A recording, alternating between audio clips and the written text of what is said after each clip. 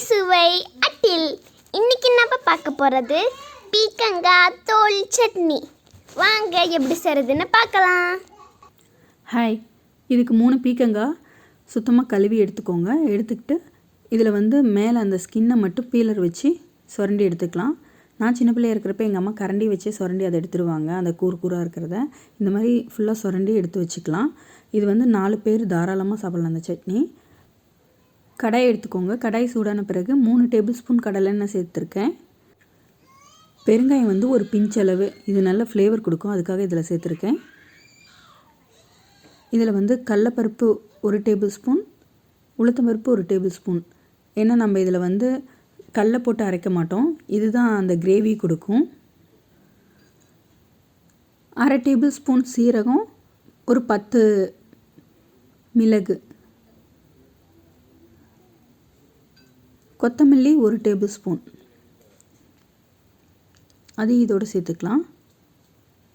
இது நல்லா பொரிஞ்சு வந்த பிறகு கருவேப்பிலை 2 கொத்து, வரமிளகாய் 5 நம்பர், பூண்டு 15 பல் சின்ன சின்னதாக. உங்களுக்கு காரம் இன்னும் ஜாஸ்தி வேணும்னா இன்னும் 2 மிளகாய் கூட சேர்த்துக்கலாம். தோல் நீக்கிட்டு சின்ன வெங்காயம் ஒரு 10 2ஆக கட் பண்ணி போட்டிருக்கேன்.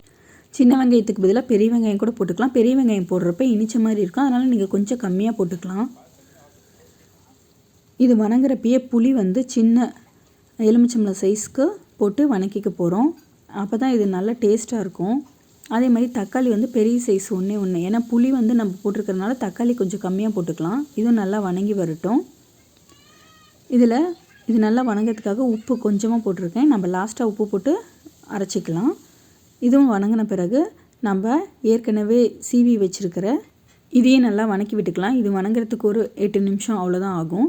நிறைய பேர் பீக்கங்காய் பொரியல் செய்கிறப்ப இந்த தோலை எடுத்து போட்டுருவாங்க தெரியாமல். இந்த மாதிரி நீங்கள் சட்னி செஞ்சு பாருங்கள், இது ரொம்பவே டேஸ்ட்டாக இருக்கும். இது நல்லா வணங்கின பிறகு இதில் 2 பத்தை அளவுக்கு தேங்காய் கட் பண்ணி போட்டுக்கோங்க. இதுவும் சும்மா ஒரு நிமிஷம் வணக்கின பிறகு நம்ம ஸ்டவ் ஆஃப் பண்ணிடலாம். இதை ஆறின பிறகு நம்ம இதை அரைச்சி எடுத்துக்க போகிறோம். இது சாப்பாட்டோடு சாப்பிட்றதுக்கு ரொம்ப நல்லாயிருக்கும். நம்ம ஏற்கனவே வணங்குறப்ப கொஞ்சமாக தான் உப்பு போட்டிருந்தோம். இப்போ அரைக்கிறப்ப நம்மளுக்கு தேவையான அளவு உப்பு போட்டுக்கலாம். இது தயிர் சாதம், சாம்பார் சாதம் அதோடு இது தொட்டுக்க நல்லாயிருக்கும். இது சாப்பிட்றதுக்கு உங்களுக்கு பிக்கிள் மாதிரியே இருக்கும் கொஞ்சம். இது 2 நாள் கூட ஃப்ரிட்ஜில் வச்சு சாப்பிட்லாம், அந்த மாதிரி இது இருக்கும். இப்போ இதுக்கு தேவையான அளவு உப்பையும் சேர்த்து போட்டு இதை அரைச்சி எடுத்துக்கலாம். இது ரொம்ப நைஸாக அரைக்கக்கூடாது, கொஞ்சம் மரமரன்னு அரைக்கணும், அப்போ தான் இது தொட்டுக்க நல்லாயிருக்கும். சுட சுட சாப்பாட்டில் போட்டு சாப்பிட்டா சூப்பராக இருக்கும். நீங்களும் அதை ட்ரை பண்ணி பாருங்க. உங்களுக்கு இந்த வீடியோ பிடிச்சிருந்துச்சுன்னா லைக் பண்ணுங்கள், ஷேர் பண்ணுங்கள், சப்ஸ்கிரைப் பண்ணுங்கள். தேங்க்ஸ் ஃபார் வாட்சிங்.